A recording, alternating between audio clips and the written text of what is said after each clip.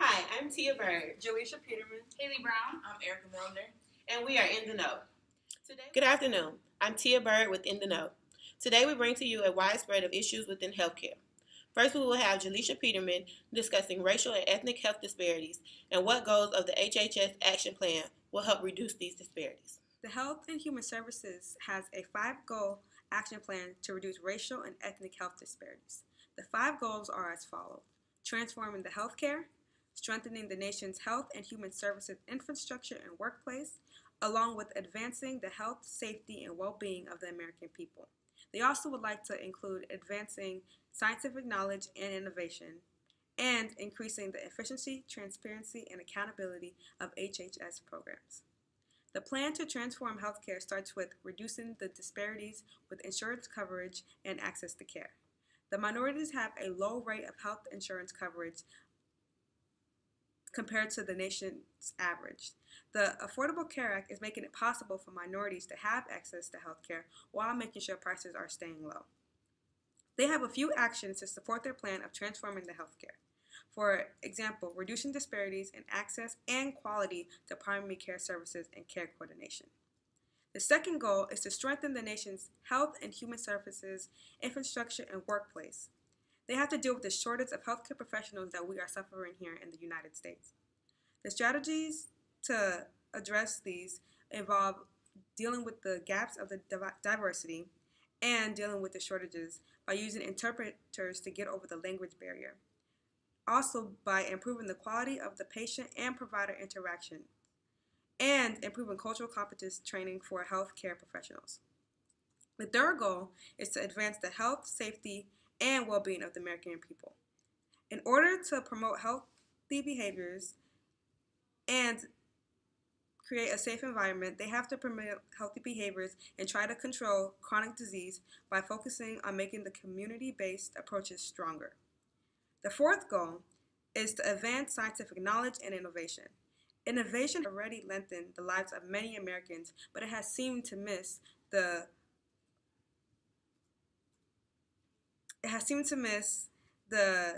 racial and ethnic minorities. The goal is to really get these services to benefit all around the world, not just the higher income population. The last goal is to increase the efficiency, transparency, and accountability of the HHS program. Their main strategy is to reach their goal in streamlining and collaborating efforts to improve the efficiency of the HHS programs. If the Health and Human Services use these 5 steps, they will be able to reduce racial and ethnic health disparities. Now we'll have Haley Brown to discuss the effect of the ACA on health disparities. The Affordable Care Act was signed into law on March 23, 2010 to reform healthcare in America. The new healthcare law includes reforms to the affordability, quality, and availability of health insurance and new cost-cutting measures, rules, and regulations for both public and private health insurance companies and the healthcare industry as a whole. Health disparities refer to differences in the health status of different groups of people. Some groups of people have higher rates of certain diseases and more deaths and suffering from those diseases compared to others. These groups may be based on race, ethnicity, etc. The Affordable Care Act is working towards cutting down socioeconomic, language, and geographic barriers in both the public and private healthcare fields. A study published in May of 2016, performed by Drs. Buchmueller, Levinson, Levy, and Wolf, focused on the effect of the Affordable Care Act on racial and ethnic disparities in health insurance coverage. The objective of the experiment was to document how health insurance coverage changed for whites, blacks, and Hispanic adults after the Affordable Care Act went into effect. The experimenters used data from the American Community Survey from 2008 to 2014 to examine changes in the percentage of non-elderly adults who were uninsured, covered by Medicaid, or covered by private health care insurance. The results revealed that after the main ACA provisions went into effect in 2014, coverage disparities declined slightly as the percentage of adults who were uninsured decreased by 7.1 percentage points for Hispanics, 5.1 percentage points for blacks, and 3 percentage points for whites. Coverage gains were greater in states that expanded their Medicaid programs. The ACA has reduced racial and ethnic disparities in coverage, although substantial disparities still remain today. Our last topic today, we will have Erica Milner discussing the relationship between health disparities and cultural competence in the Iron Triangle. The United States, like every nation seeking to better its healthcare system, faces a set of dilemmas known as the Iron Triangle of healthcare.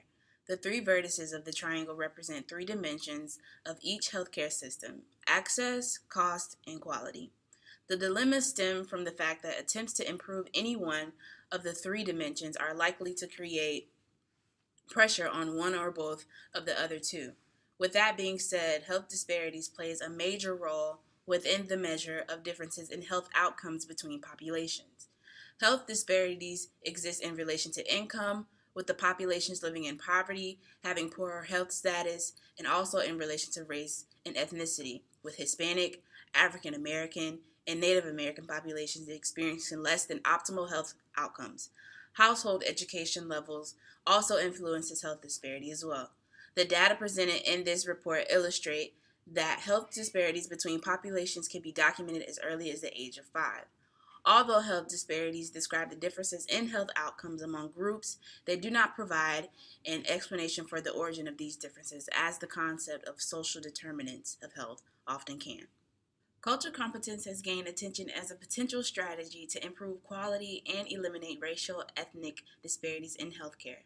Our analysis reveals that many healthcare stakeholders are developing initiatives in cultural competence. Yet, the motivations for advancing cultural competence and approaches taken vary depending on mission goals and sphere of influence. According to a health affairs study, cultural competence initiatives may even help control costs by making care more efficient and effective. According to the Publications Department of the Commonwealth Fund, managed care experts who were interviewed saw cultural competence as driven by both quality and business imperatives. Experts from academia agreed that cultural competency education is crucial for preparing future healthcare workers to care for a diverse patient population. However, they also noted inconsistency in the availability and quality of current offerings. The government officials interviewed considered cultural competence as a method of increasing access to quality care for all patients. In conclusion, Health and Human Services and healthcare providers are using the implementation of the Affordable Care Act to manipulate the relationships between health disparities in the Iron Triangle, in addition to the relationship between cultural competence and humility. The ultimate goal here is to make healthcare accessible and affordable to everyone. Thank you for watching this segment of In the Know, brought to you by Florida A&M University.